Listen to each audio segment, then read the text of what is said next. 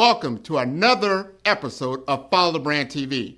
I am your host, Grant McGaugh, CEO of 5-Star BDM, a 5-star personal brand and business development company. I want to take you on a journey through another deep dive into the world of personal branding and business development using compelling personal stories, business conversations, and tips to improve your brand. By listening to the Follow the Brand TV series, you will differentiate yourself from the competition and build trust with prospective clients and employers. You never get a second chance to make a first impression. Make it one that will set you apart, build confidence, and reflect who you are. Building your 5-star personal brand is a great way to improve your skills and knowledge. If you have any questions for me or any of my guests, please email me at grant.mcgaugh@5starbdm.com. Now, let's begin with our next episode on the Follow the Brand TV.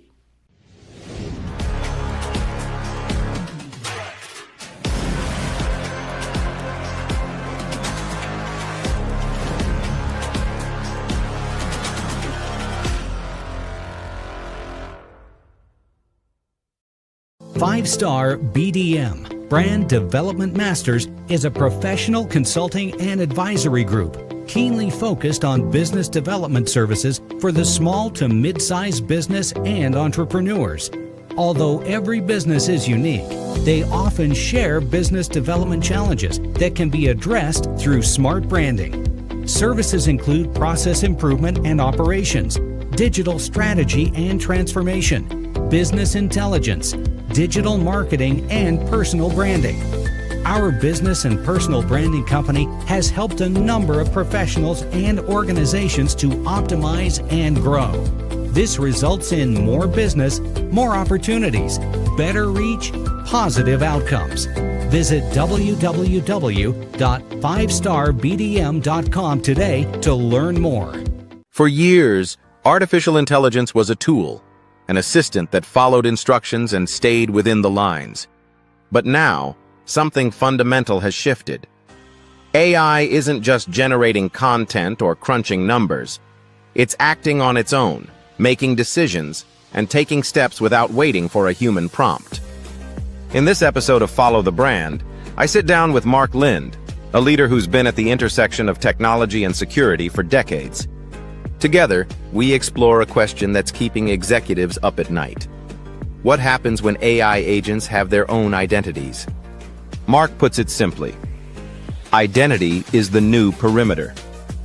It's no longer just about what AI can do, but about who controls it, who oversees its actions, and who is responsible when things go wrong. We dive into the risks of autonomy without governance, and why every organization needs to rethink how they manage permissions, monitor activity, and build trust in their AI systems. Technology should amplify human capability, not replace human judgment. If you're an executive being pushed to move faster than your governance can handle, this conversation is for you. Start small, build trust, and scale with discipline. This is Follow the Brand. The Agent Has an Identity with Mark Lynd. Watch the full episode now.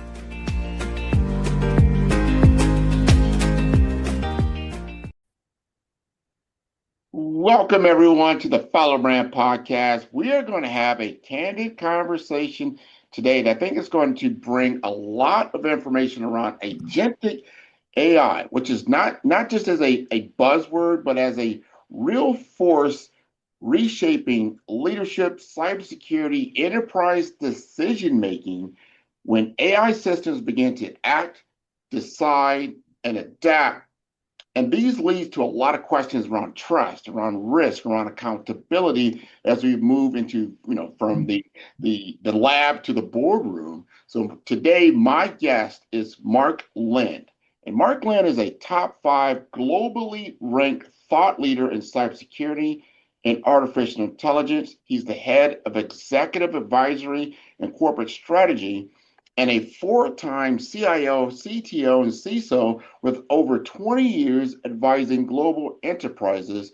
And Mark has been a featured speaker for organizations like Oracle, IBM Watson, Cisco, Intel, and Cohesity, and was an Ernst and Young EY Entrepreneur of the Year finalist. And he's also served in the U.S. Army as a veteran, having served in the 3rd Ranger Battalion and the 82nd Airborne. So I'd like to welcome him to the Fellow Brand Podcast.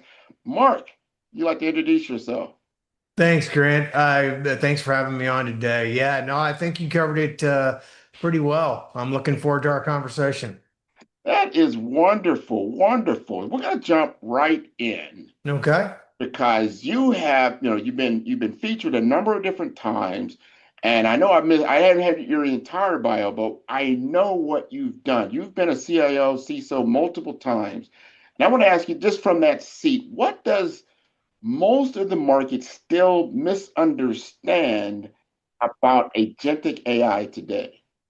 Yeah, I think that's it's interesting. I advise lots of CIOs and CISOs, well over 150 right now, in both private and public sector. And I think one of the things they're trying to figure out is what are my use cases for agentic AI, and is it safe for me to let it be autonomous? And then I think the other thing is it's being driven by cost controls and things like that, where they're wanting to do more with less, especially in the public sector. I hear it over and over and over. How can I do more with less? Well, one of those ways is to automate, and obviously AI, the promise of AI, if you will, and even the greater promise of agentic AI is that automation. And I think where it gets a little confusing for them is, just things like agency, right? If you look at the OWASP, top 10 right now for cybersecurity issues, they already have excessive agency as one of the issues for agentic AI, right? Because they grant them too much for those that have deployed it in production. And so, I think that's one of the things that they have to struggle with. And so a lot of the same questions they had when they did AI are the same ones where they're having with agentic. But on top of that, now they got to decide, is it asynchronous or synchronous? Meaning asynchronous, it's out there on its own. It's making its own decisions. It's fairly autonomous. Synchronous is where kind of like what we do now, where we go inside the LLM and we create something and we run it from time to time and over and over, and it acts as an agent, right? And it does things for us. So there's synchronous and asynchronous, and I think along with some of these other things, there's the typical production issues. Am I going to have person in the middle? What kind of decision making are we going to do? How comfortable or and ethical do we believe it is letting it out on its own? And are we worried about excessive agency in cybersecurity with agentic AI? Very, all of those things are so important. You have to consider all these things and understand that and I know a lot about agentic AI in the field that, and what concerns me really is that once you design something and you do put it out in the field, I don't know how flexible it's going to be because the variables always change in the world. They're not always the same. So can the AI, adjust to those variables? I'm not sure. Here's one of the major concerns, and you're probably one of the few people that can actually answer this because you sit in that intersection about what AI agents in cybersecurity, the threat landscape compared to traditional automation like robotic process automation and things like that, or Gen AI tools you just talked about. When you get into an agentic world, how is that going to change the cybersecurity threat landscape? Well, I think, I think that's a question a lot of people are struggling with, right? Especially in large environments or, financial services, things where healthcare, where things can go wrong. And if they go wrong, it can be very damaging very quickly. And what we're starting to see is there's some really great AI risk frameworks out there. NIST has one, ISO has one. You can just keep going down the list.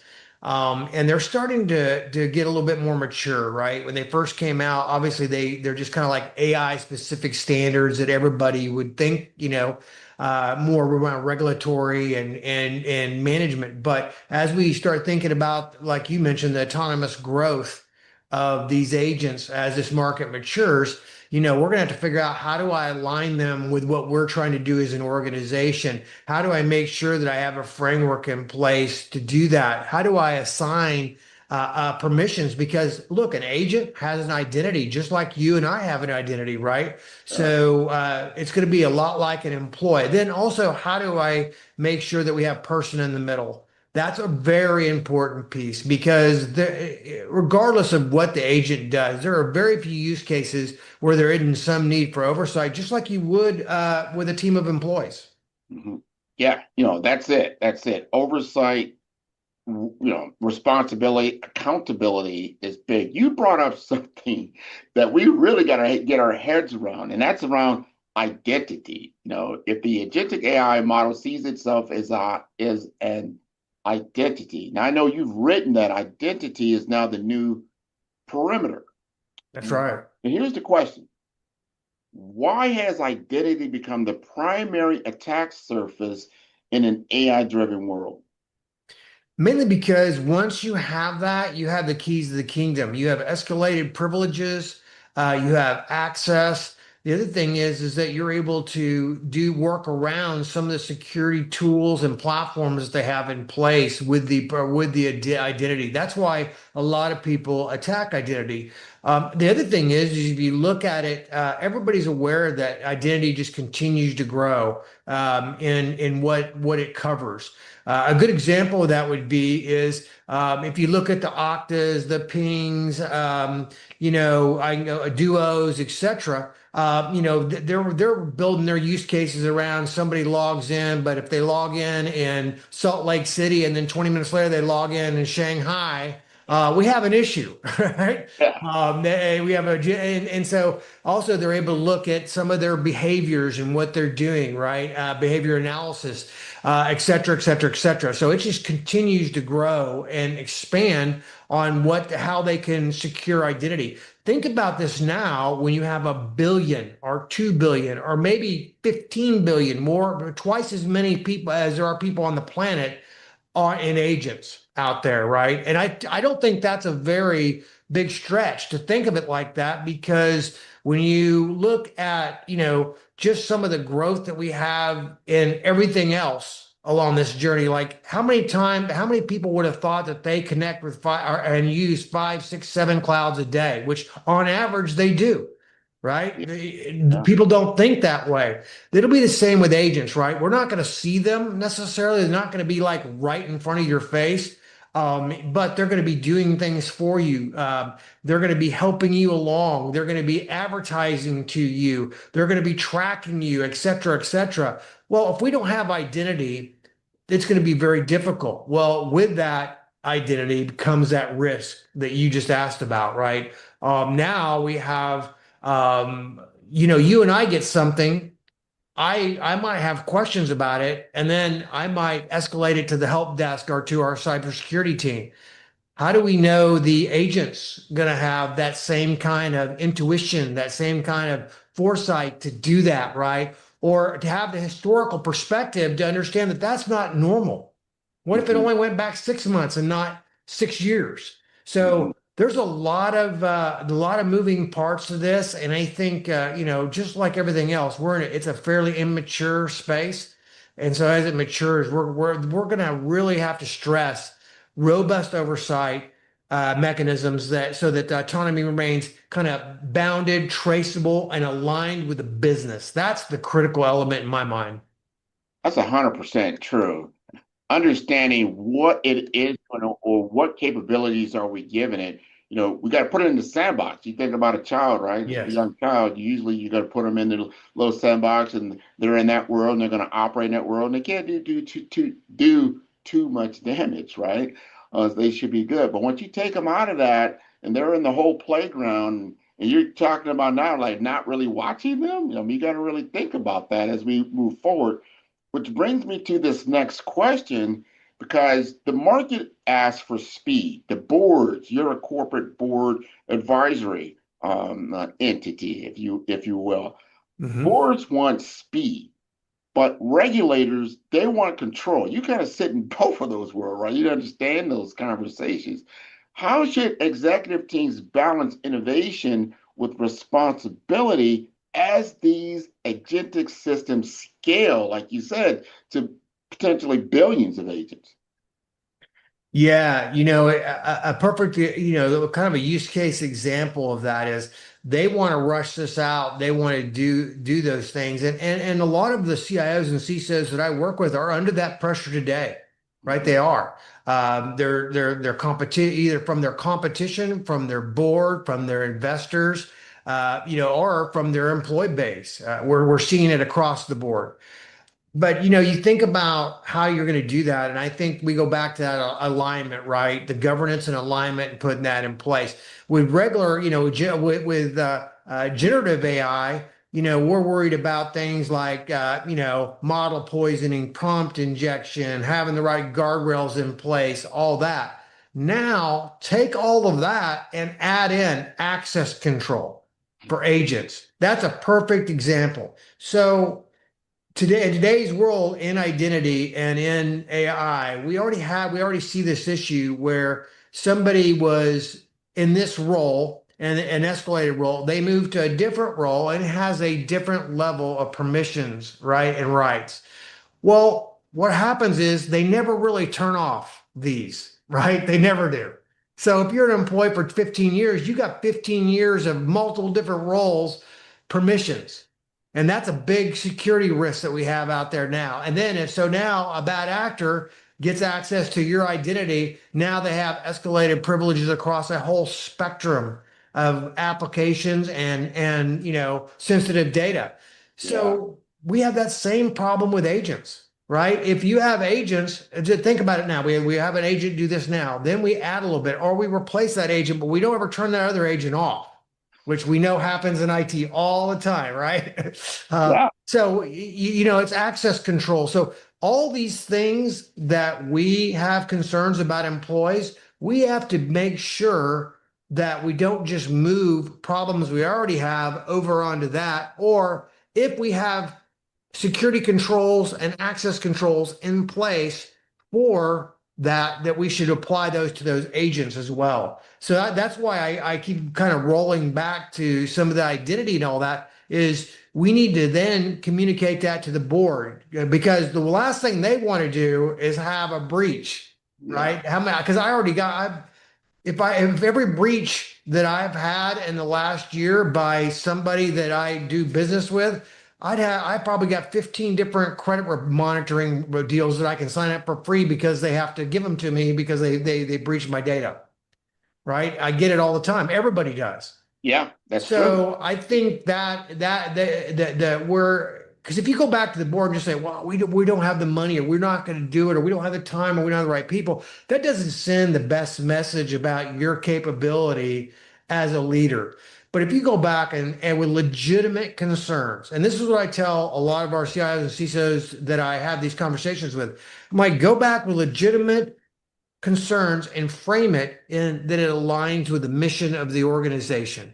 And security, and especially when you can explain it in a frame like that, they understand that. So those take time. So have a little patience. We're going to get there. The other thing is too is how do we evaluate? This is the other piece that I just had I travel every week, and earlier this week I was with one of the biggest universities in the U.S. And we had a long conversation about this. And one of the things we talked about with Agentic AI, one of the concerns is you have to have some way to evaluate it, right? Like the NIST AI risk management framework. If you look at Microsoft's framework, if you look at OpenAI's, you can go down the list, ISO, et cetera. It's a framework, but it doesn't really give you the evaluation criteria.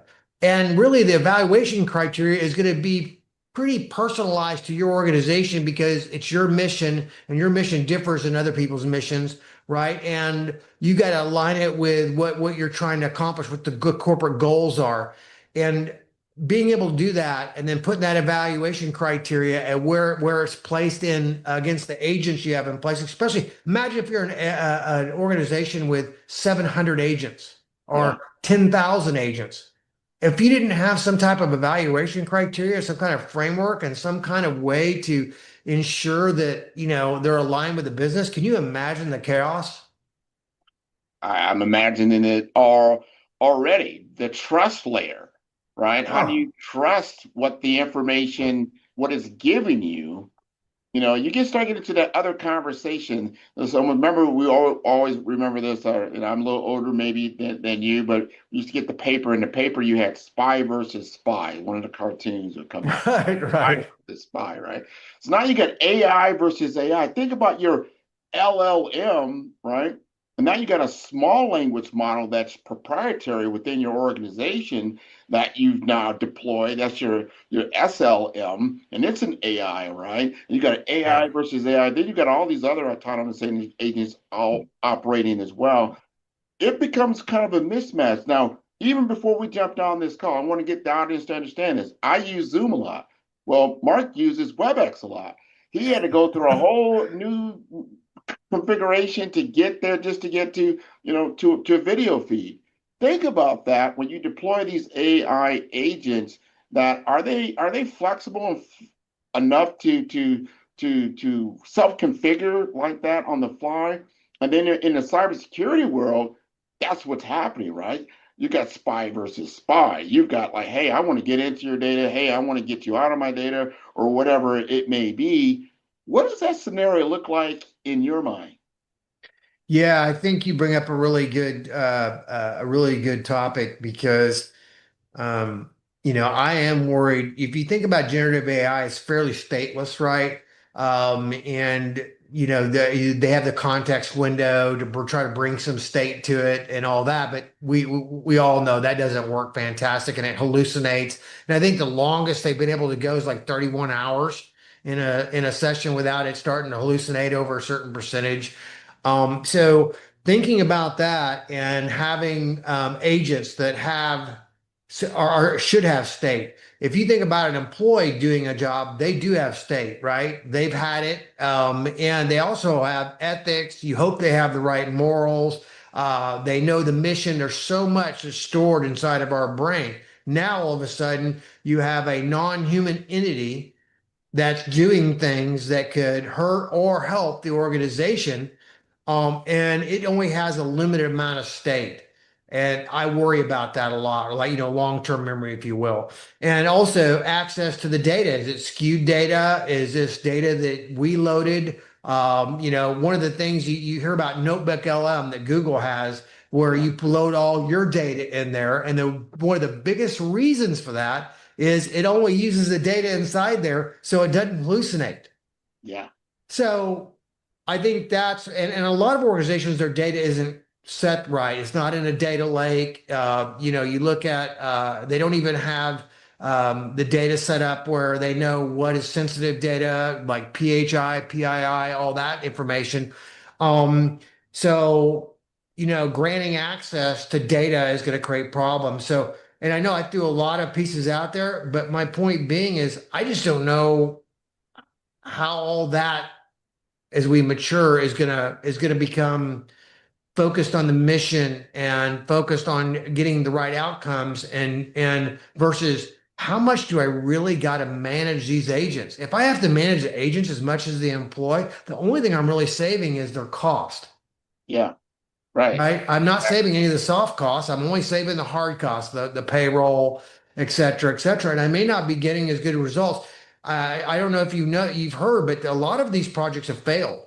Yes, Right? right. Gartner came out and said a lot of these project AI and agentic AI have failed, and a lot of it is around. If you read the article pretty deeply, it's really about not aligning it with goals, not being able to have evaluation criteria, not putting the right things in place, and then one thing I thought was really fascinating, um, not socializing it with the employees. Exactly. Exactly. They always get that wrong. I don't know what it is around technological deployments. And I've seen this a lot, is that we spend a lot of money on the actual technology itself, but once you start to integrate it into the culture, into the society, and you spent so much little time with the people that are actually going to interact with it. You know, the training and getting used to it is just as important. And then to your point, what exactly is this agentic AI agent supposed to be doing? What is the Right. goal? Right. It's kind of cool when we think about it. We, oh wow, that's that wow factor. But when it gets down to it, like you have a job, it has a job to do. And if it does that job very well, just like any roles and responsibilities, there's an outcome. There's usually a positive outcome. I think we need to, in my opinion, start looking at small use cases. Let's not let this thing out. Remember, I said about, the child in the playground, in the sandbox, and not let it all throughout the entire playground just yet. Yeah, You know, let's absolutely. let's let Well, let it yeah. grow Well, up. I didn't even get into the auditability and trust exploitation part of this, right? Or the orchestration, Yeah, right? And with multi-agent, I mean, there's a lot to this, right? There's a lot to peel back, and just some of the things you and I've touched on. That's enough to make a lot of people scratch their head and say, well, maybe I don't have the data set up the way I need. Maybe it's not in a data lake or accessible, in the appropriate way. Maybe I don't have the safeguards or the guardrails in place, or, maybe I don't have the ability to audit, or I don't really know which employee should be this person in the middle, right? If they don't yeah, know anything, to your point, if we don't socialize it, if they don't understand it, how can they be the person in the middle? exactly. And they're not used to it. And everything it's new for everyone, not just for a few people.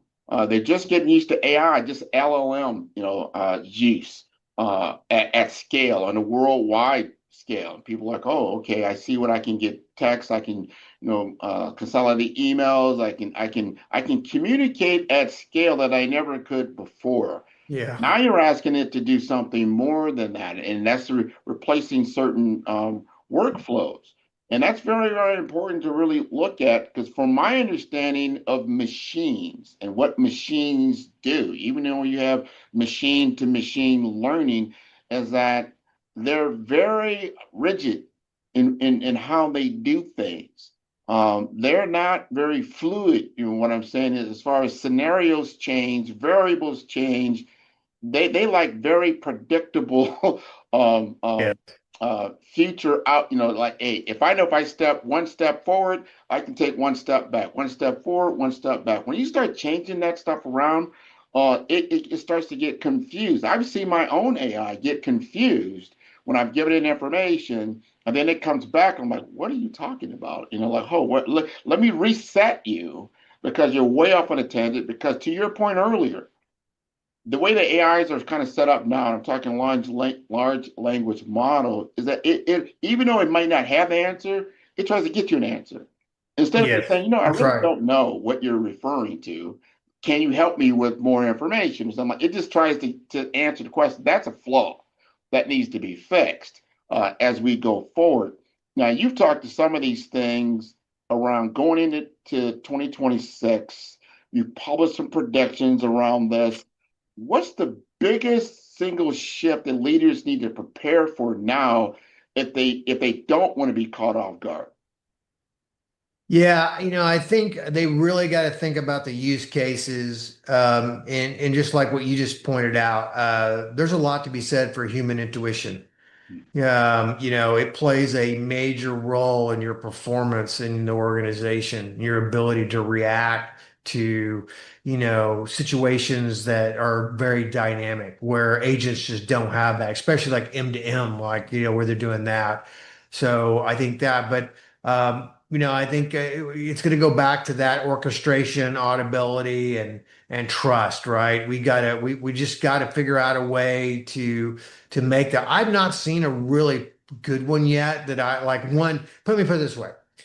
One that I would trust my bank account to. One that I would trust if I was a CIO or CISO back at one of the big financial services that I worked for, that I would trust with treasury, right? With wiring big chunks of money Yeah, or, right.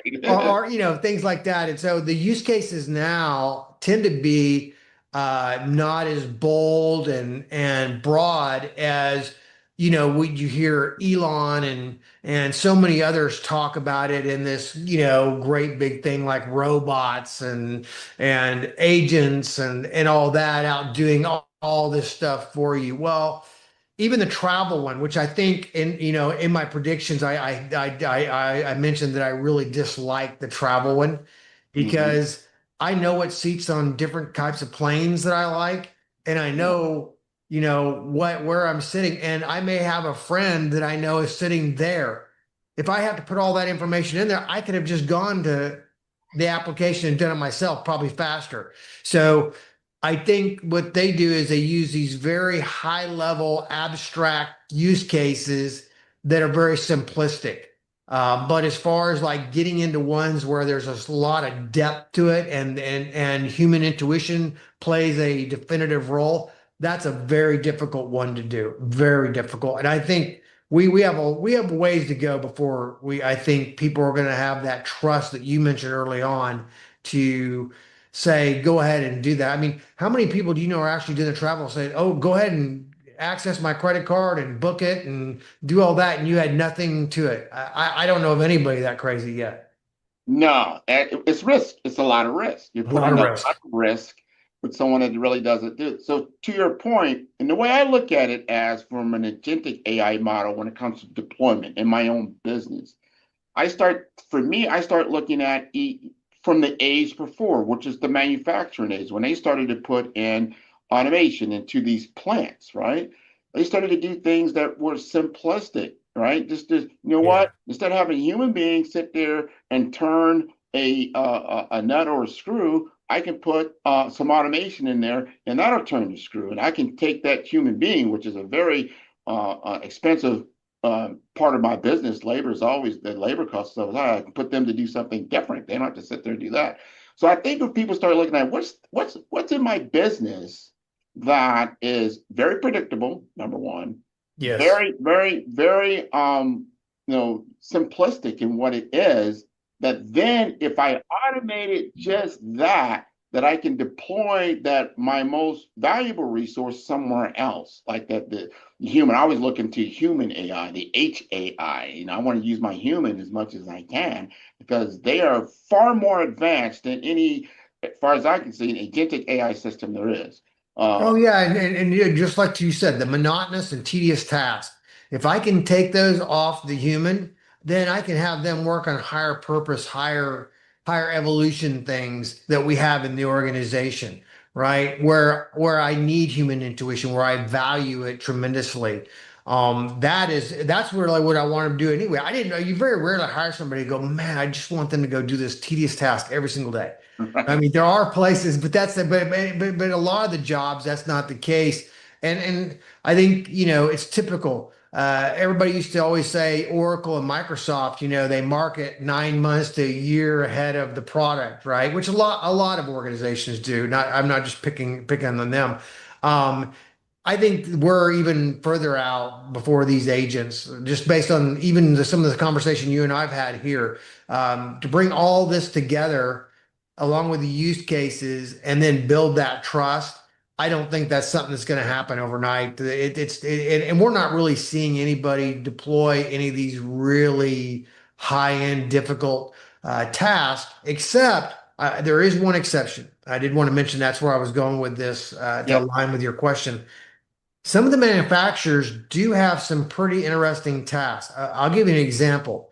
If you look at CrowdStrike and Cisco, Mhm. they're in their AI defense parts of their products. The threat intelligence and being able to monitor millions of logs that used to be five, six, seven people on a team doing, and then picking out the 10 that are going to be problematic, and then Yeah. giving you additional information on those so you can act on those and provide that kind of intuitive information. There are agents that are able to do that. So and there are other use cases as well. So there are good use cases. So I think we should be optimistic about it. But I Sure. just think the timelines, in my mind, the timeline for affecting like the general populace is pretty far. We're still several years away.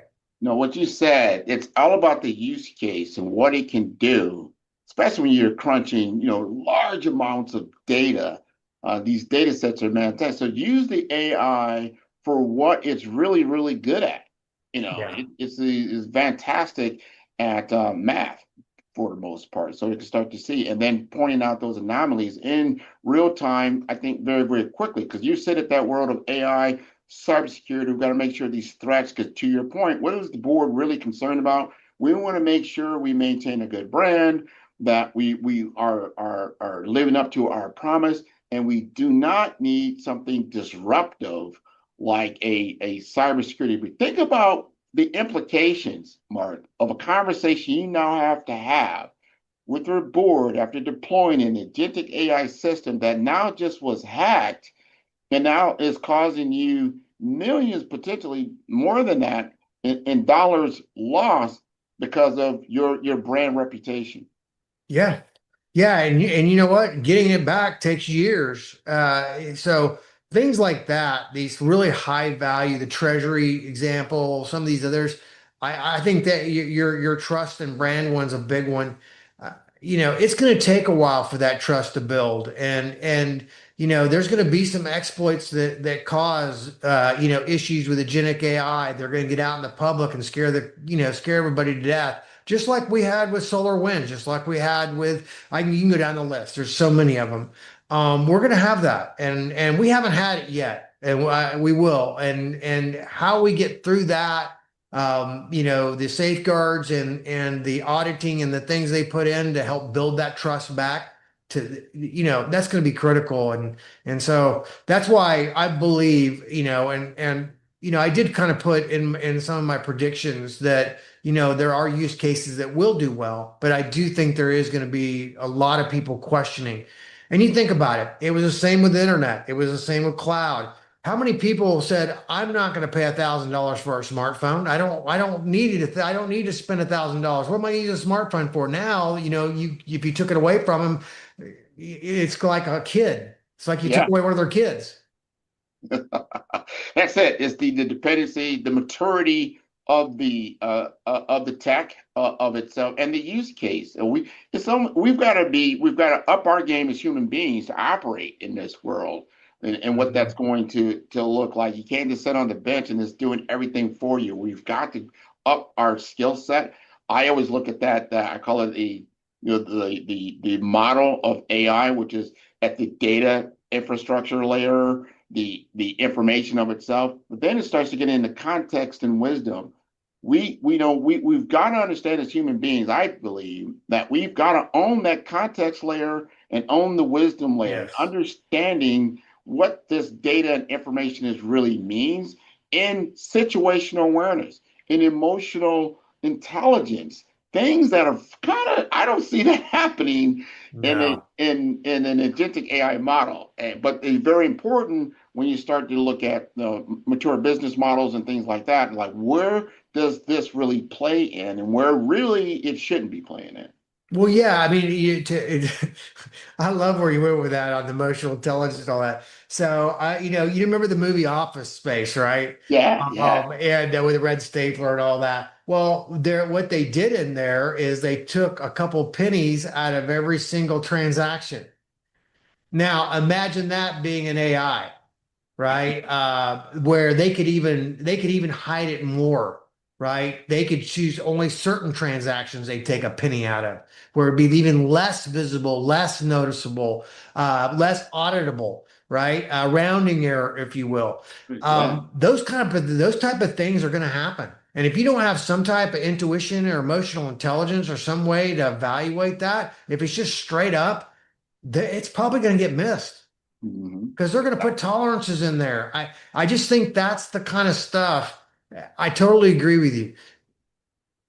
Without those pieces in place, without having some way to leverage that, maybe the person in the middle is able to do that. Maybe they fully understand the pieces, but what if that person leaves and somebody comes in? Do we have to wait 6 months? What happens during that 6 months? How long does it take to? I just think there's a lot of pieces like that, to your point, where we use intuition, experience, knowledge of the industry, et cetera, and making sure that all gets in an agent and in an applicable and usable way that we can audit. Wow, that's a lot. Wow. It's a lot. A whole lot. And to your other point, where I love how you said, I could have just did that myself. Like, why? Yeah. Well, yeah. Hey, you can even do it as an insider threat. What if you're the one overwatching the agent and you have the pennies go into your account? Right. You just modify the agent or adjust the agent and you do it and nobody's watching you. So Exactly. Who's watching the how watching? is all this? I just don't see a lot of use cases where people are using it to do financial transactions and things like that. You see a lot of AI looking at financial transactions for fraud, audit, blah blah blah. But as far as like just turning an autonomous agent asynchronously loose on the world Yeah. and with access to millions of dollars in a bank account, I'm not seeing those yet. I don't have that kind of trust. I tell you, Mark, this has been an No. interesting, very good podcast interview. I really, really appreciate you coming on. Before I let you go, you got to let us know how to get in contact with you. What is the best way? Where you're working right now, and any other thoughts you'd like to leave us with. Yeah, so you can go to marklynd.com, marklynd.com, and also on LinkedIn. I've got a pretty big presence on there. And then I have several books out. My latest is a leader's guidebook to cyber insurance, and I put that out there because a lot of people are getting declined in their coverage when they need it most. And there's a lot of rules and regs changed on that. Also have a fiction book out called Cyber War, Yeah, one scenario which has AI, quantum, and cyber in it. It's doing extremely that's a well must out read. there. Yeah, so and you can find all those at marklynd.com and LinkedIn. And if anybody in the audience wants to reach out to me, have at it. I talk to a lot of people, and it's always good to kind of have a well-rounded response and feedback scenario in place so you can understand what people. I love trying to figure out what people are worried about, what they're envisioning, what they're dreaming about, trying to figure out that where the market's going because it's like the conversation you and I are having. It's both exciting and scary at the same time. It is. It's like a roller coaster ride, It right? is. Absolutely. It's going to be an interesting future as we go into it. I think there's a lot, but I'm hoping to see an awakening in human awareness and really understanding, okay, what can I get just automate as opposed to what's absolutely necessary for me as the human being, that the things that very, very difficult to simulate, things that you just talked about, just Yeah. plain intuition, emotional, just understanding the emotion, because emotion is not a logical thing. There's No. things beyond what we call logic that we really got to understand that's still very, very important in the human drama as we go No. forward in business and in just the general life. So it's gonna be interesting as this scenario plays itself out on the human drama. Yeah, the one thing I leave with the Grant that I've Yeah, found fascinating, I get asked all the time, where do I start? That's in yeah, fact that's probably the number one question I get all the time is where do I start? And I always say, look, take a simple use case, one that you can manage, one that you have oversight on, one that's auditable and aligned with the goals of the organization. And then take that win and that little win and build off that win. That it may be that you're going to use one of the AI tools built into one of your manufacturer's products that you already have deployed, right? And take that win and socialize that win and use that win to build more use cases. And so when you talk to people in the organization about, hey, there might be a use case here that aligns with the goals of what you're trying to accomplish that then build into the goals of the organization. Well, if you do that, having a simple set of wins behind you that you can point to, and then giving them that same kind of deal, wins build off each other.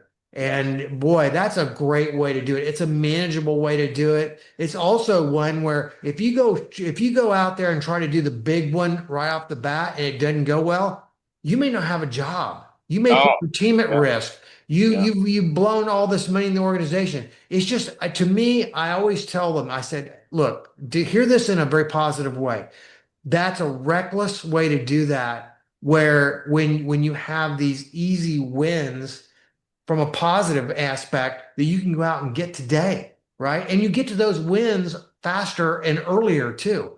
It's very much the low-hanging fruit. And so that's what I always say. And I get asked that question almost every day. And you got to do that though. You have to start small and understand the nuance.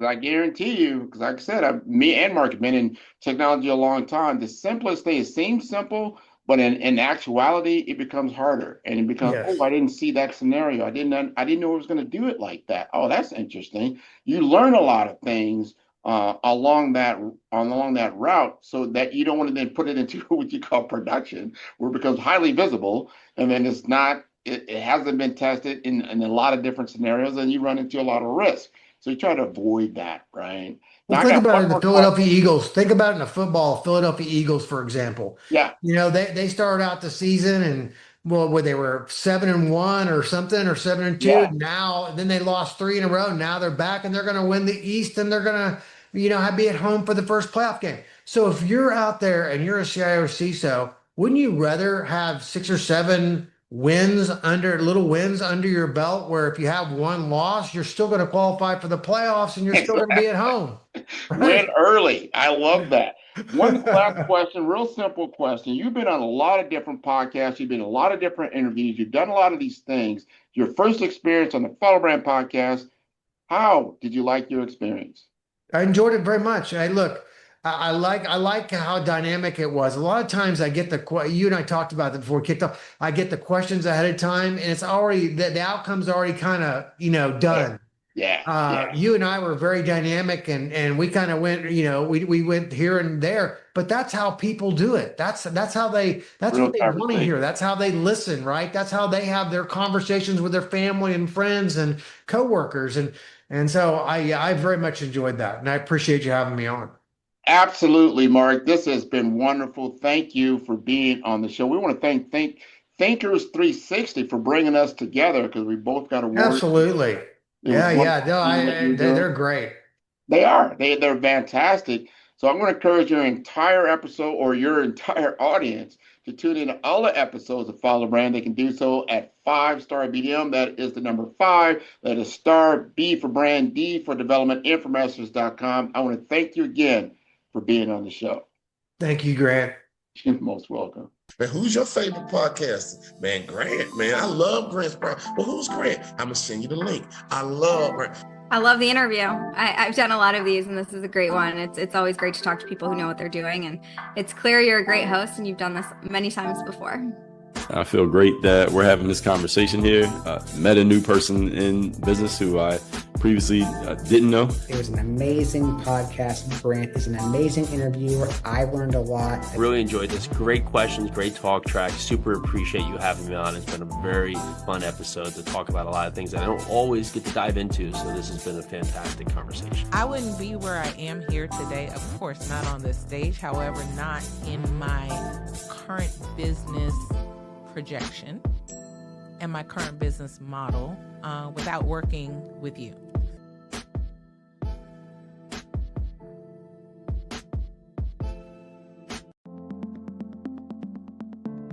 The difference between influence and legacy, it's the platform that carries your voice. You're not visible because you lack talent. You're visible because your brand doesn't speak. I've built 5-star BDM to change that. Most leaders have the expertise, but not the presence, the vision, but not the vehicle.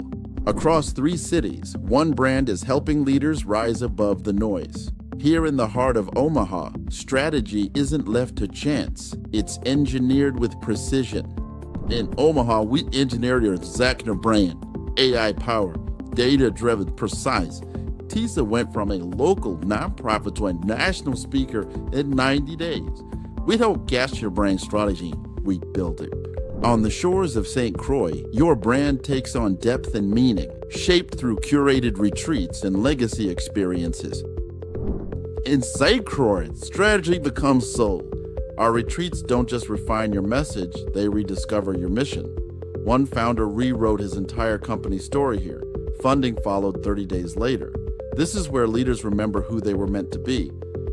In vibrant Miami, momentum meets amplification, transforming your voice into a movement.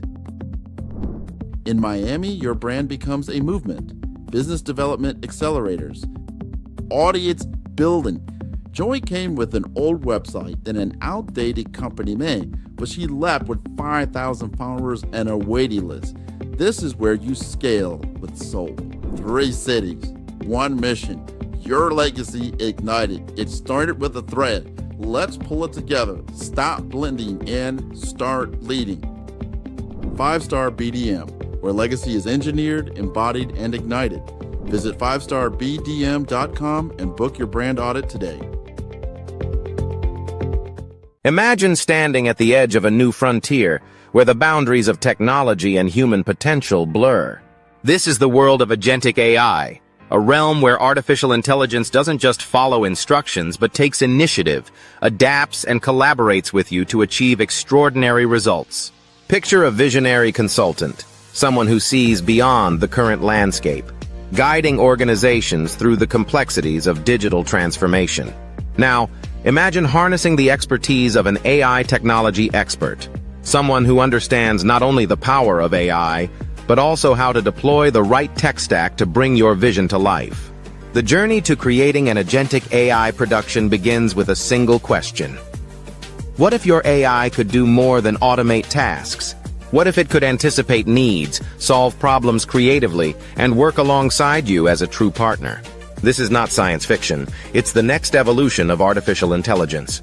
Building an agentic AI system starts with a deep understanding of your goals. It's about aligning technology with your mission, ensuring that every tool and process serves a greater purpose.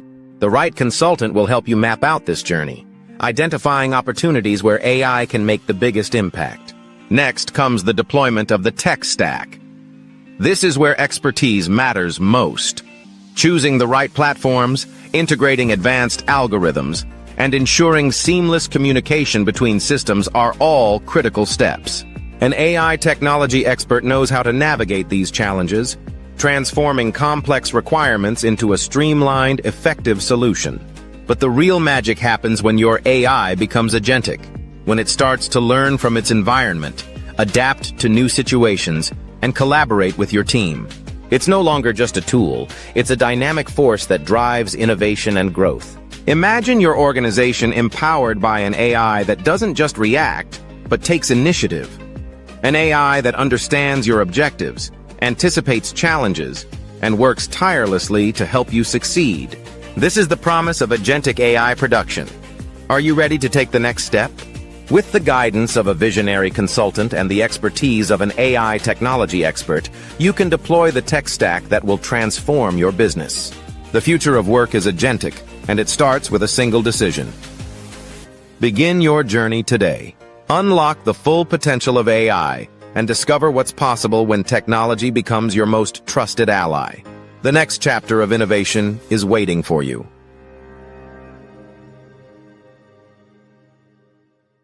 AI will not replace you. Someone using AI will. That is the reality facing anyone building a business, a career, or a legacy today. While most people are busy studying artificial intelligence, a select few are quietly building leverage, assets, and authority with it. This is not just theory. It is a candid conversation between Grant McGaugh and Kellen Coleman, two unconventional strategists who agree on one truth. If you refuse to learn AI, you risk being replaced by someone who does. As Kellen Coleman put it, if you refuse to learn AI, I'll replace you with a 12-year-old. That is not hype. That is a warning. AI does not create authority. Clarity does. Artificial intelligence simply scales what you already have. If you are clear on your value, AI can amplify your impact. Without clarity, no amount of technology will make you a leader. This episode breaks down the real gap between knowing and winning, visibility and revenue, certificates and contracts. Just because you know about AI or have a certificate does not mean you are winning in the marketplace. In the end, certificates do not win contracts. Relationships do. Every time building genuine connections is what sets true leaders apart in the AI age. If you want leverage, tune in, now, and decide which side of the AI divide you are on.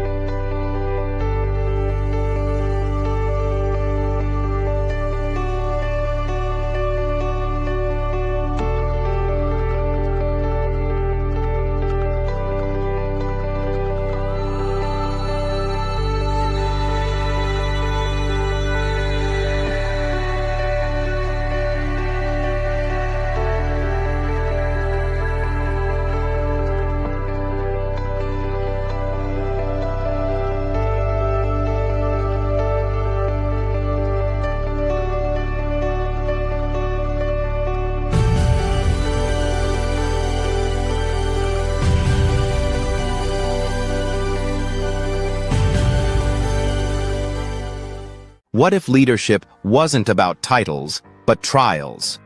What if your breakthrough lay beyond fear? In First Light, The Brave Path to Authentic Leadership, embark on a journey of courage, truth, and purpose. Face the wolf, hear first thunder, wield the sword and shield. This is more than a book. It's a calling. Are you ready for First Light?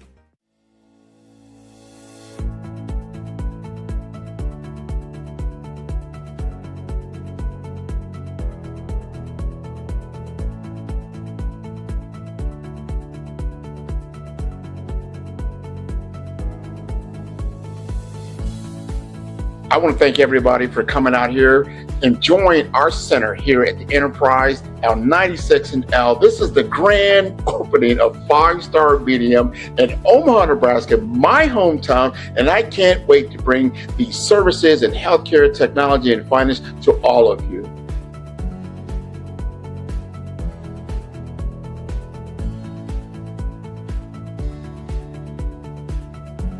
Welcome to 5-Star BDM Studio. This is where we are making the Follow Brand Podcast TV series and the Follow Brand Podcast itself. This is where the magic happens.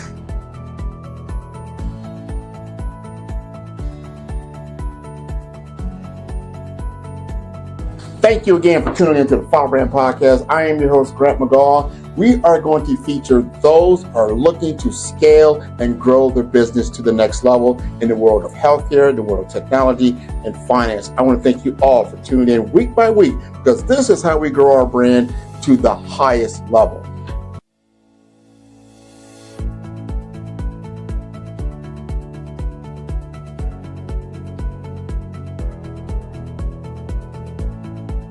I want to thank each and every one of you, first of all, for taking the time to share your vision, your ideas with us at 5-Star BDM, so we can take what you have and bring it to an ideal state. We want to focus on you.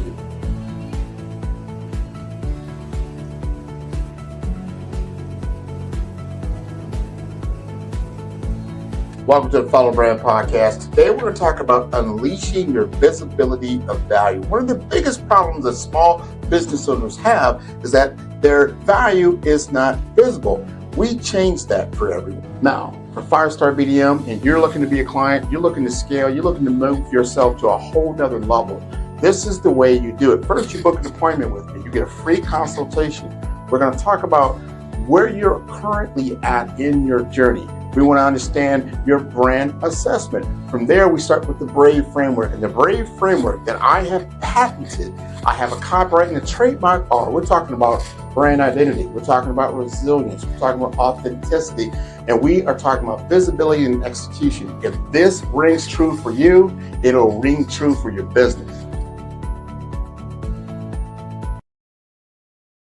Hey everyone, it's Grant McGaugh, CEO of 5-Star BDM and host of the award-winning Follow the Brand podcast and TV series, where I help you to build a 5-star brand that people will follow. My genius is personal brand development through intelligent communication and helping you achieve your business and career goals. I am a requested speaker on digital technology and brand development issues. I want to work with you to increase the value of your current opportunities while attracting new ones. Every one of you is unique, and we all share challenges that can be addressed through smart branding. As a super connector, I work with you as an executive coach to guide you along the complicated business and career development road, providing the enhancement tools and information you need to succeed. Together, I will help you succeed in today's challenging business climate. I will evaluate and measure your progress. Best of all, I am right alongside you every step of the way. Build the brand called you. Genius is coming.